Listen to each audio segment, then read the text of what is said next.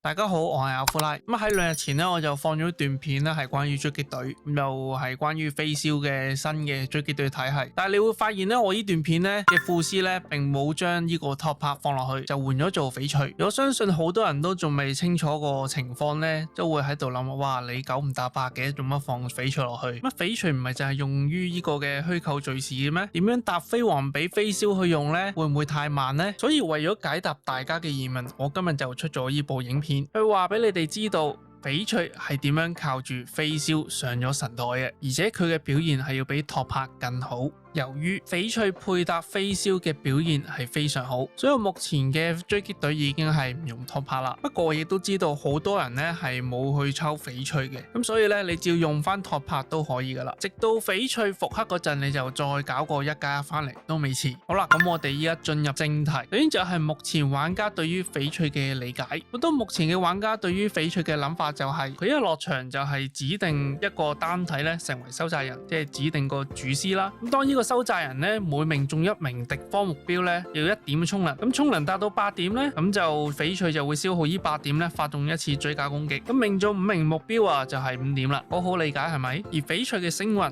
佢嘅一魂呢，就有呢個嘅天賦嘅追加攻擊傷害提高32%，而後面嘅效果呢，對於好多玩家嚟講呢，睇完佢都覺得係唔重要，甚至有好多玩家就係覺得我點解要為一個淨係打虛構敘事嘅人物去課金呢？所以有好多玩家對翡翠嘅理解就係總之呢，我攞嚟打虛構敘事就 OK 啦。總之另一個隊友你搭一個銀枝啊又好，機子又好，黑塔又好，乜都好，總之係呢幾個，因為呢啲角色都可以一次過打晒5個敵人，然後翡翠就打個普攻，即係擴散傷害打3個人，咁5+3咪即係8點充能咯，咁就可以令到翡翠出呢個追加攻擊打晒所有敵人，去到呢度就完噶咯。咁一般玩家個邏輯呢，就會去到呢一度啦。而最近呢2日飛霄出咗嚟之後呢，令到好多玩家淨係關注托帕成為副師嘅時候，翡翠呢一個唔起眼嘅人物呢，就不知不覺引申咗新一個嘅追加攻擊嘅邏輯出嚟。現時呢，亦都有部分玩家呢係有翡翠嘅，甚至課金埋1+1。而當初大部分玩家去課金翡翠嘅原因就係純粹係因為人物角色池唔夠多咁解嘅啫，甚至用翡翠去配搭飛霄個原因其實就係我都冇托帕，我都唔夠人物，我咪攞嚟頂住先咯。而一堆玩家咧去搭飛霄咧都唔知點解，總之1+1翡翠搭飛霄打落去就係爽咯，幾爽啊，個表現唔錯。所以我當初都係道聽途說，咁你哋講到咁爽咯，我咪試下咯。反正我都有1+1翡翠，個1星雲仲要係附碌10抽中咗。咁試咗呢個配搭之後，有啲咩新嘅結論出嚟呢？個結論就係翡翠嘅第2個追加攻擊邏輯出咗嚟啦。當你嘅翡翠係1+1，飛霄係2+1嘅情況下，當翡翠指定飛霄為收債人嘅時候，飛霄憑佢嘅1個戰技2次追加攻擊，翡翠可以喺呢一次嘅回合獲得嘅總共嘅充能係咪3點啊？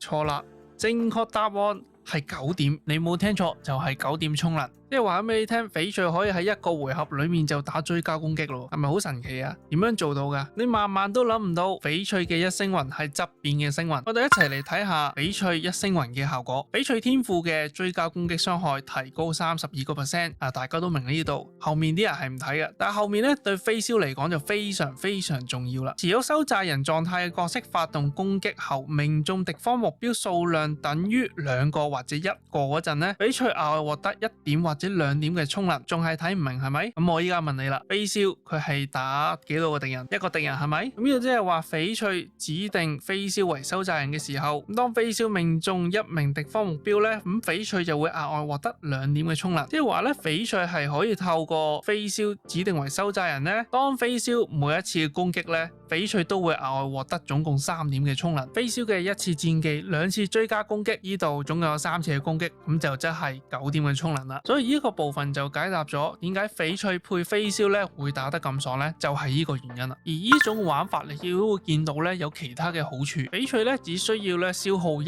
個戰技點咧，指定收債人咧就可以3個回合裏面咧就唔使用戰技點就不斷去施放追加攻擊。而到翡翠嘅回合咧，佢仲可以淨係用平 A 咧去打擴散攻擊，去獲得3點嘅充能以及1個戰技點。而當翡翠嘅發動追加攻擊嘅次數越多，獲得嘅當品就越多，當品所提供嘅暴擊傷害咧就越多，同時亦都代表住翡翠喺發動終結技之後咧，再次發動追加攻擊嘅機率咧係越高嘅。而翡翠因為發動終結技咧係會獲得追加攻擊嘅強化，亦都有呢個嘅傷害嘅倍率提高。所以翡翠喺發動完終結技之後，再次發動追加攻擊咧，呢一下嘅追加攻擊咧先至係最痛，殺傷力先係最大嘅。所以翡翠最有用嘅地方咧，就俾呢個嘅飛霄咧發掘咗出嚟啦。如果依照目前嘅情況去同托帕做一個對比，如果我嘅1+1翡翠都可以做到每一個回合發動追加攻擊，打晒所有嘅敵人，而且亦都不斷做到為飛霄提供1點飛黃嘅效果，咁我仲使乜用托帕一個一個去打呢？而且托帕嘅終結技都只係一個增益，同埋佢亦都係需要消耗戰技點去打追加攻擊，所以喺呢個情況下呢，翡翠嘅表現呢係比托帕係更有效率。而以上我所講嘅種種原因呢，就係我點解要將呢個嘅托帕換成翡翠嘅原因啦。當你哋明白咗翡翠同飛霄之間呢個互動嘅邏輯之後呢，咁我哋就透過遊戲實戰演示俾你哋睇咧，呢個飛飛沙鳥嘅追擊隊係點樣成型嘅。記住翡翠同飛霄咧搭檔咧係有個要求嘅，就係翡翠要1+1，飛霄咧要2+1。其實圍繞住飛霄追擊隊個邏輯就係好簡單，我哋要諗嘅就係點樣可以令到飛霄喺最短時間內獲得6點嘅飛黃。翡翠指定飛霄為收債人，由我哋每次再睇下飛霄每次攻擊嗰陣呢，翡翠可以獲得幾多嘅充能。飛霄1個戰技2次追加攻擊，翡翠呢個時候已經超過8點充能，打1次追加攻擊，亦都為飛霄提供1點飛黃。飛霄施放終結技，翡翠又會獲得3點嘅充能。喺呢個時候，翡翠只要再獲得1點充能就可以打追加攻擊。翡翠施放終結技，打到3個敵人，即係獲得3點充能，又可以再打1次追加攻擊。同時間飛霄又獲得1點飛黃。知更鳥發動終結技，全部人行動提前。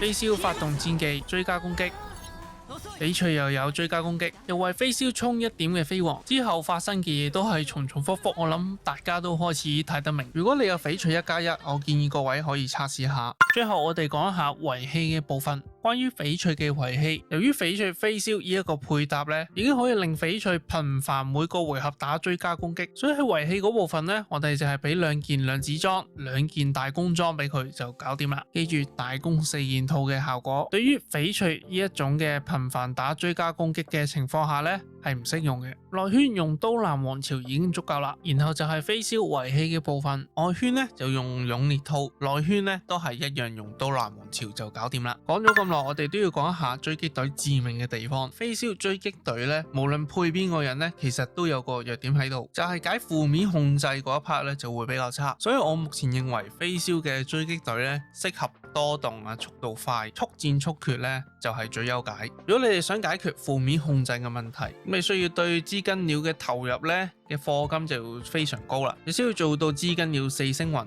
去達到 50% 嘅效果抗性提高。當知更鳥施放終結技，再加上沙金所提供嘅護盾，就可以達成 100% 嘅效果抗性。但好老實講，呢一種嘅課金程度呢，唔係個個玩家都會承受得起嘅。所以如果你唔係一個中課或者大課嘅玩家，你就必須要接受追擊隊係有呢一個問題存在嘅。而我亦都唔建議你為咗主師副師咧去撐呢個嘅效果抵抗，從而造成其他詞條嘅浪費。主師副師咧專注於搞速度、攻擊以及雙步嘅效果就已經足夠啦。